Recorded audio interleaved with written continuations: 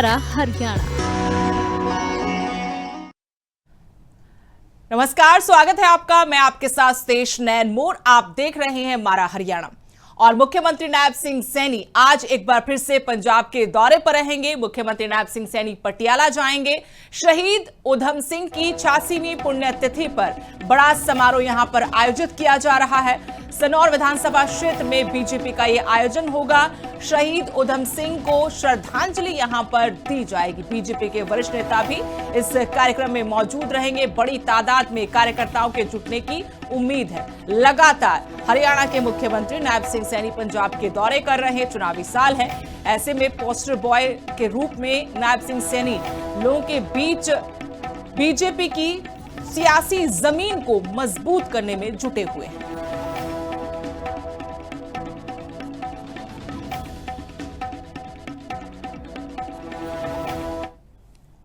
उधर हरियाणा विधानसभा के deputy speaker doctor Krishna Midda ने कांग्रेस पर जुबानी वार किया है। कहा है कि जिनके घर शीशे के हों वो दूसरों पर पत्थर ना फेंकें। इमरजेंसी और दंगों को लेकर कांग्रेस को उन्होंने घेरा। कहा कांग्रेस पहले अपना इतिहास देखे। पेपर लीक कानून का कृष्ण मिड्डा ने स्वागत किया है। कहा पेपर लीक करने वालों पर देशद्रोह का केस चले। बच्चों के भविष्य से खिलवाड़ बर्दाश्त नहीं किया जाएगा। देश तोड़ने वालों का समर्थन बिल्कुल नहीं होना चाहिए।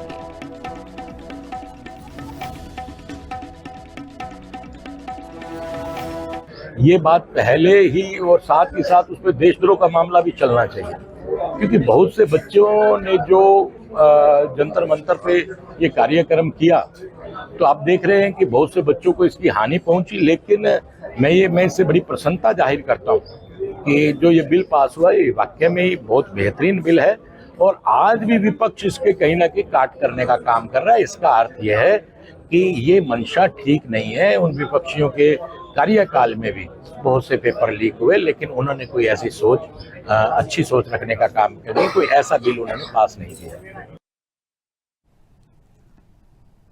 हरियाणा कांग्रेस में नए प्रभारी की नियुक्ति के साथ ही लगातार जिलेवार कांग्रेस मंथन कर रही है और इसी कड़ी में फरीदाबाद में मंथन किया गया। प्रदेश प्रभारी संजय दत्त और पार्टी प्रदेश अध्यक्ष राव नरेंद्र सिंह यहां पर पहुंचे। कार्यकर्ताओं के साथ बैठक की और इस बैठक में कार्यकर्ताओं ने भी खुलकर अपनी बातें रखी, अपनी नाराजगी जाहिर की। संगठनिक कार्यप्रणाली पर सवाल उठाए। सेवा दल की निष्क्रियता का भी मुद्दा यहां पर खूब गरमाया। कहा कि प्रोटोकॉल नहीं मानने वालों पर कार्रवाई होगी। राव नरेंद्र सिंह ने आश्वस्त किया कार्यकर्ताओं को कि जो भी प्रोटोकॉल का पालन नहीं करेगा उन पर सख्त एक्शन लिया जाएगा। अनुशासन पर सख्त संदेश देने की कोशिश की गई। राहुल गांधी को लेकर केंद्र सरकार पर भी उन्होंने निशाना साधा। हरियाणा सरकार को विकास के मुद्दे पर घेरा।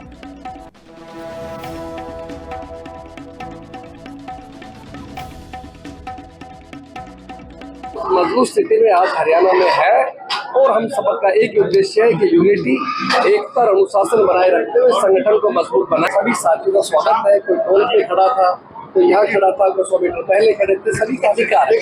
जो नेता यहाँ पर नहीं आए उन पर कोई कार्रवाई अनुशासनात्मक की जाएगी? विचार करते आएंगे, हो सकता है अभी नहीं है, कल तक का प्रोग्राम है, तो साथी आगे पीछे हो सकते हैं। किसी को साथी आए, स्वागत करेंगे। विकास के दावों को किस तरीके से? बीजेपी का कोई विकास नहीं, बीजेपी का विकास नाम कोई चीज नहीं है। प्रदेश में ऐसा कभी कानून व्यवस्था लेकिन जो खराब है और प्रदेश के अंदर जिस समय कहीं पूरी तरह से भ्रष्टाचार का बोलबाला है। प्रदेश में लोग दुखी है 12 साल के शासन से। शिक्षा परीक्षा की तो माफी हावी है, आप देख चुके हो क्या हालत हुई है। नौजवानों के साथ कितना दुर्व्यवहार किया गया है। देश के शिक्षा मंत्री को इस्तीफा देना पड़ा। तो ये सब चीजें आपके सामने। फरीदाबाद की जनता और आप सभी मीडिया के साथियों को मेरा नमस्कार। मेरा सौभाग्य है कि आज मैं आके अपने परिवार के बीच में सभी साथियों के भावना को समझ रहा हूँ, सुझाव को सुन रहा हूँ और हम सब मिलके आदरणीय खड़गे जी, राहुल जी, सोनिया जी, प्रियंका जी, वेणुगोपाल जी के नेतृत्व में कांग्रेस पार्टी को सशक्त करेंगे, मजबूत। खबर हांसी से जहां आरडब्ल्यू कमेटी में बड़ा विवाद सामने आया। उप प्रधान शमा मल्होत्रा ने इस्तीफा दे दिया है। आरएसएस से जुड़ने के दबाव का आरोप लगाया। दबाव में कहा किसी संगठन से नहीं जुड़ूंगी। मामला एडीसी लक्षित सरीन के सामने पहुंचा। प्रधान नंद किशोर ने आरोपों से साफ तौर पर इनकार किया है। सोशल मीडिया पोस्ट को लेकर भी विवाद छिड़ा है। पीएम मोदी पर टिप्पणी को लेकर यह पूरा का पूरा मुद्दा गरमाया है। कहा गया कि राष्ट्र और प्रधानमंत्री का अपमान स्वीकार नहीं होगा। वायरस का कोई दबाव नहीं, कोई दबाव नहीं। रिकॉर्डिंग नहीं कह रही क्योंकि मेरे पास रिकॉर्डिंग, डॉक्टर साहब रिकॉर्डिंग नहीं है, हम लेते ही नहीं उसको। और इसका दबाव होता तो हम बिल्कुल नहीं लेते। उसका हमें पता था आपके ऊपर दबाव है हेडक्वार्टर से, हमारे ऊपर से दबाव है कि वो जो है ना ऑथराइज को जो प्रोग्राम हुआ था दिल्ली का, तो उसको ज्यादा सपोर्ट करी थी। मोदी साहब अपने देश के प्रधानमंत्री जी को गाली दे रही थी। हाँ, मोदी साहब को गालियां दे रही थी और वो गोबर भगत कह रही थी। ये हमारे लिए हम शुरू से राष्ट्र सेवा में लगे हुए हैं और कोई हमारे राष्ट्र के सम्मान में या कोई जो मेरा सर झुकाने के लिए तैयार थे, आज मैं झुकी नहीं हूँ इस मामले में। हमने RWA हमारी एक संस्था बनाई गई थी जो इस पार्क की देखभाल के लिए में ADC सर ने बनवाई थी, और उन्होंने यही कह के बनवाई थी कि हम लोग पार्क का ध्यान रख सकेंगे। ध्यान भी रखा जा रहा है, ऐसा नहीं। हमने पूरा तन मन धन से, धन भी लगाया है, हमने तन मन धन से यहाँ पूरी सेवा की है पार्क की। मैं आगे भी करती रहूँगी, मैं पहले भी करती थी। पर जो यहाँ के प्रधान हैं नंद किशोर मुन्ना जी, तो वो पहले दिन से मुझे कह रहे थे कि उन्होंने मुझे उप प्रधान की पदवी दी। मैं पहले हम प्रधान हमने उनको इसलिए बनाया कि वो बुजुर्ग हैं, पुत्र तुल्य हैं, इसीलिए पूरा आदर सम्मान भी दिया। पर उन्होंने बदले में मुझे दूसरे दिन से मेरी जलील कर रहे हैं, मुझे दूसरे दिन से मुझे प्रताड़ित कर रहे हैं। मैं बहुत परेशान थी।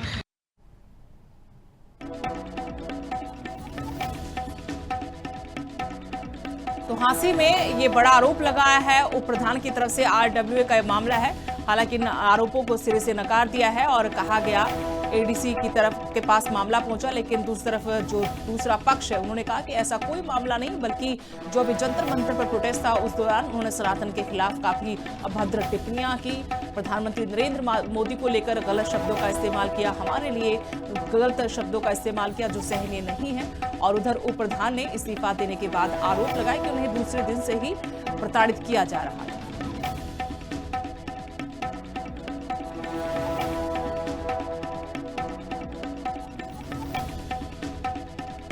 और इस वक्त शमा मल्होत्रा खुद हमारे साथ इस बड़ी अपडेट देने के लिए हमारे साथ जुड़ी हैं। शमा मल्होत्रा जी, बहुत बहुत स्वागत सबसे पहले तो आपका। ये पूरा विवाद क्या था? आपने काफी गंभीर आरोप लगाए हैं कि जिन्होंने आपको प्रधान बनाया वही आपको प्रताड़ित कर रहे थे, लेकिन दूसरा पक्ष कह रहा है कि आपने प्रधानमंत्री को लेकर भी अशोभनीय भाषा का इस्तेमाल किया, जिन लोगों ने आपको पद दिया उनके लिए भी आपने गलत शब्दों का इस्तेमाल किया।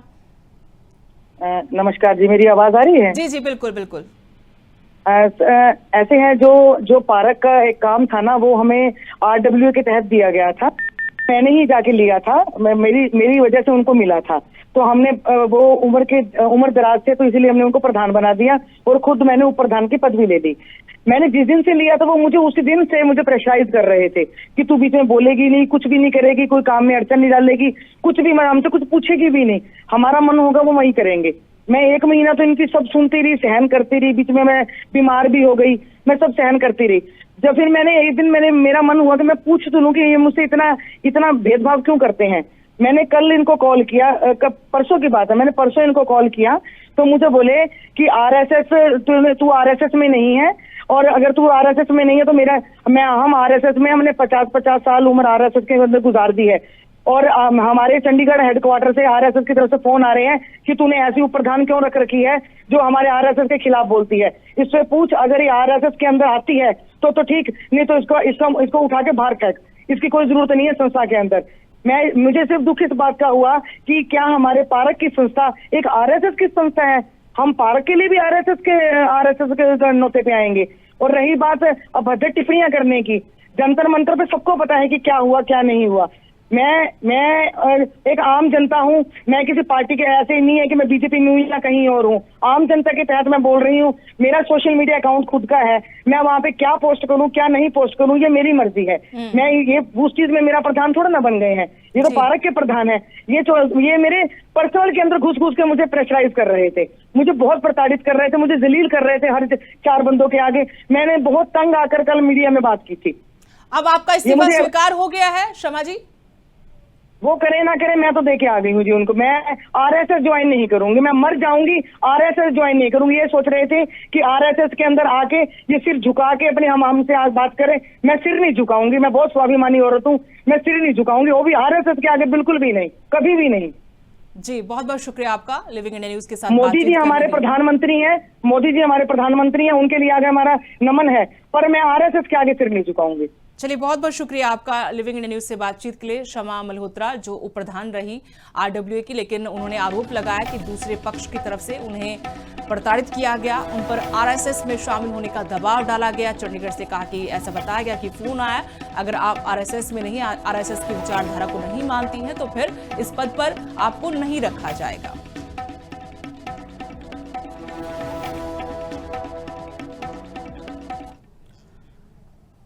खबर भिवानी से, जहां बाल श्रम पर बड़ा एक्शन लिया गया। मिष्ठान भंडार से 4 नाबालिग बच्चों का रेस्क्यू हुआ है। सीडब्ल्यूसी चेयरपर्सन प्रदीप सिंह तंवर का संदेश भी इसके साथ ही कि कहा कि बच्चों के हाथों में किताबें हों, मजदूरी नहीं। रेस्क्यू बच्चों की काउंसलिंग शुरू की गई है। जिन बच्चों को रेस्क्यू किया गया उनकी काउंसलिंग की जाएगी, उनको फिर से समाज की मुख्य धारा में शामिल कराया जाएगा।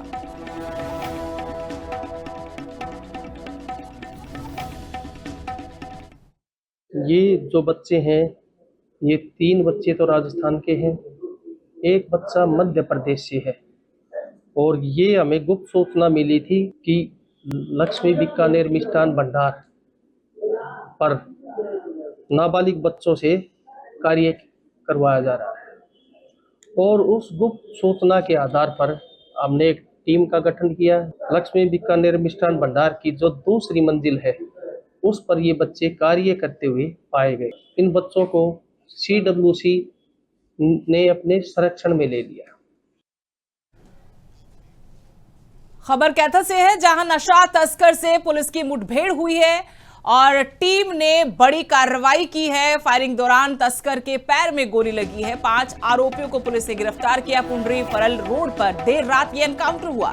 घायल तस्कर को सरकारी अस्पताल में भर्ती कराया गया। आरोपी की पहचान संदीप मटोर के रहने के वाले के रूप में हुई है।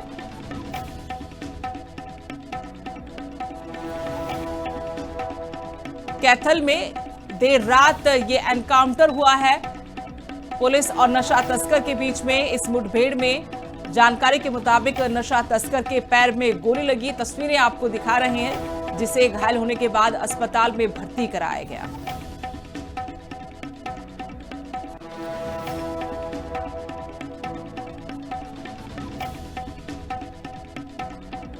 कैथल से बड़ी खबर, जहां नशा तस्कर से पुलिस की मुठभेड़ हुई है और यहां बड़ा एक्शन देखने को मिला। फायरिंग के दौरान तस्कर के पैर में गोली लगी। 5 आरोपियों को पुलिस ने गिरफ्तार किया है। पुंडरी फरल रोड पर देर रात की ये पूरी घटना बताई गई है। घायल जो तस्कर था उसे सरकारी अस्पताल में भर्ती कराया गया। आरोपी की पहचान हो गई है। मटौर गांव के संदीप के रूप में आरोपी की पहचान हुई है।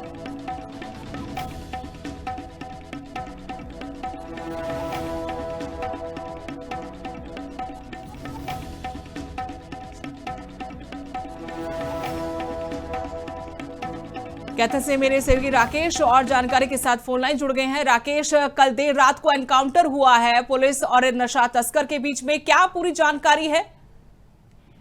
जी, मैं आपको बताना चाहूंगा, पुंडरी के पास फरल में एक जो नशा तस्कर है उसके साथ जो मुठभेड़ हुई है उसमें जो है उसके पांव पर गोली लगी है, जिससे घायल होने के बाद उसे हॉस्पिटल अभी दाखिल करवा दिया गया है। और आगे की जानकारी जो है प्रेस वार्ता के दौरान अभी थोड़ी देर में जो है अधिकारी अभी बताएंगे कि सारा मामला क्या है। 5 आरोपियों के बारे में जानकारी की 5 आरोपी गिरफ्तार हुए हैं। जी मैम, एक गिरफ्तार हुआ है अभी। एक गिरफ्तार हो, जिसके पैर में गोली लगी है वही गिरफ्तार हुआ है। हाँ, वो घायल है और हॉस्पिटल में इलाज चल रहा है। जी, बहुत बहुत शुक्रिया राकेश तमाम जानकारी के लिए। तो एक तस्कर को गिरफ्तार किया है पुलिस ने और कुछ देर बाद पुलिस ब्रीफिंग में पूरे मामले के बारे में जानकारी दी जाएगी।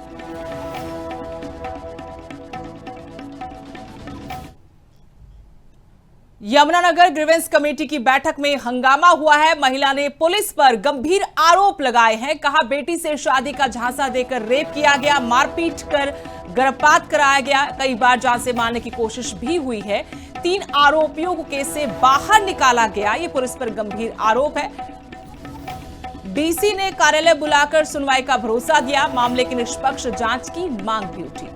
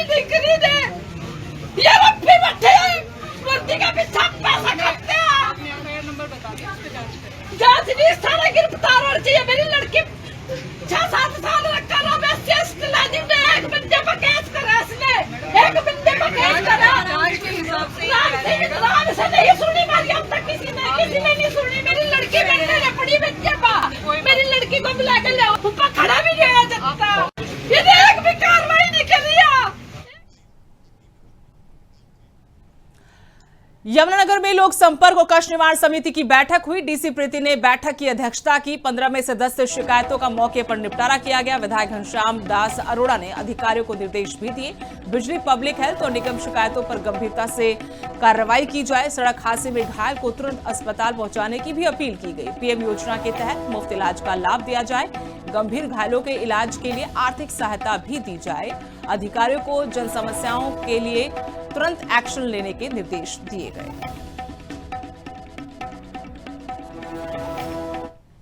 आज टोटल 15 मुद्दे लगे हुए थे, जिसमें से सभी विभागों के मुद्दे अलग अलग से थे। कुछ कॉर्पोरेशन से संबंधित मुद्दे भी थे, पब्लिक हेल्थ से संबंधित मुद्दे थे, एचएसवीपी से और पुलिस से संबंधित भी कुछ मुद्दों पर बातचीत की गई। विभिन्न विभाग हैं, उनके साथ बार बार में रिव्यू मीटिंग्स की जा रही है। काफ़ी सारी समस्याओं पे हमने रेजोल्यूशन किया है और कुछ भी समस्याएं आ रही हैं, तो आज की मीटिंग के माध्यम से सभी विभागों को डायरेक्शंस कर दी गई हैं। इनके आने वाले दिनों में रिव्यू मीटिंग कर ली जाएगी।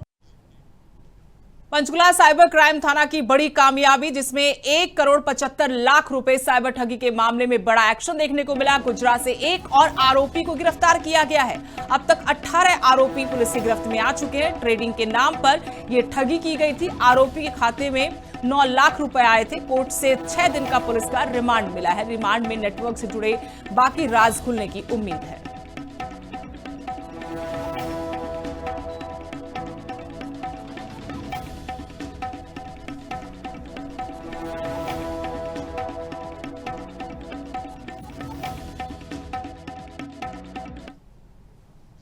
और सावन की शुरुआत हो गई है। इसी के साथ कुरुक्षेत्र में हर हर महादेव के नारों की गूंज सुनाई पड़ी। श्री दुखभंजन महादेव मंदिर में 34वां कांवड़ सेवा शिविर लगाया गया। नशा मुक्त कांवड़ सेवा शिविर का शुभारंभ किया गया।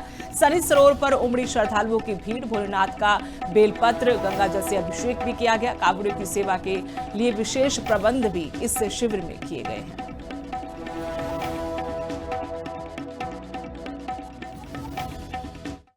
पाँव में छाले हैं, रास्ता लंबा और पथरीला है, लेकिन जैसे ही जो वहाँ पर हर हर महादेव का नाम आता है तो लंबी दूरी भी पल भर में तय हो जाती है। बहरहाल इस वक्त हम कुरुक्षेत्र के प्राचीन दुखभंजन महादेव मंदिर में मौजूद हैं और आप मेरे पीछे तस्वीरों में देख सकते हैं कि भक्तों का ये जनसैलाब, ये आस्था की एक त्रिवेणी, ये साफ जाहिर करती है कि भारत की सनातन संस्कृति कितनी अटूट है। फिलहाल हमारे साथ मंदिर के जो पुजारी हैं वो भी हमारे साथ यहाँ पर मौजूद है, उनसे भी बातचीत करना चाहेंगे।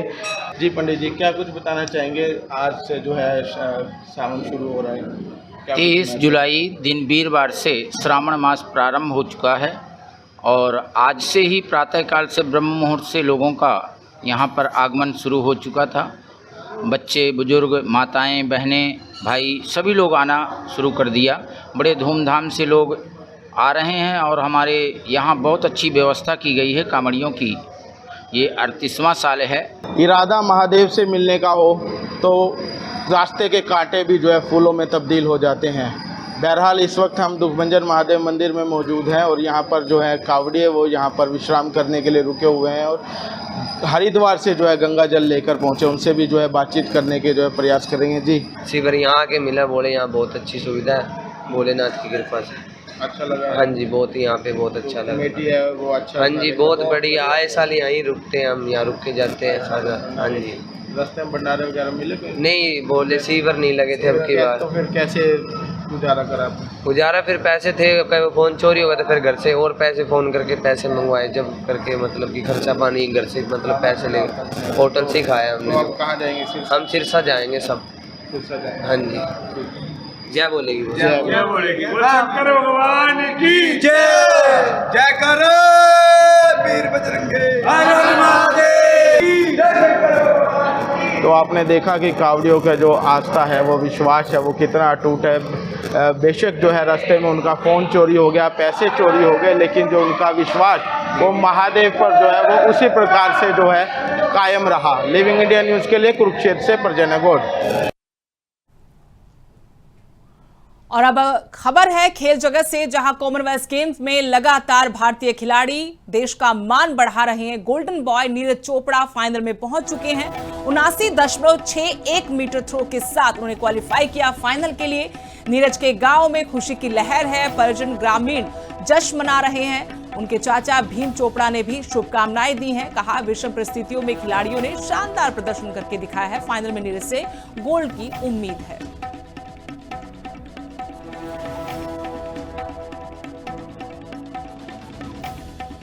बहुत खुशी की बात है कि इतनी विषम परिस्थितियों में, जैसा वहाँ पर हवा का दबाव चल रहा था, उसके चलते हुए काफ़ी संघर्ष किया सभी प्लेयरों ने।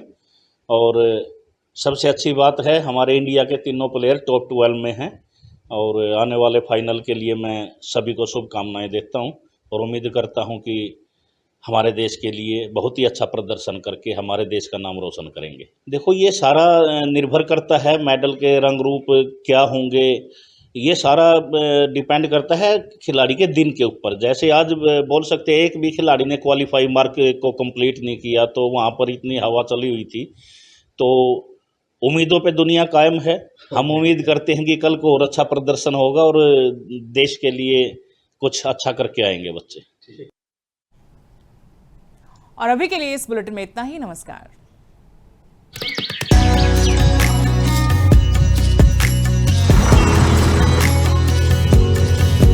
मारा हरियाणा।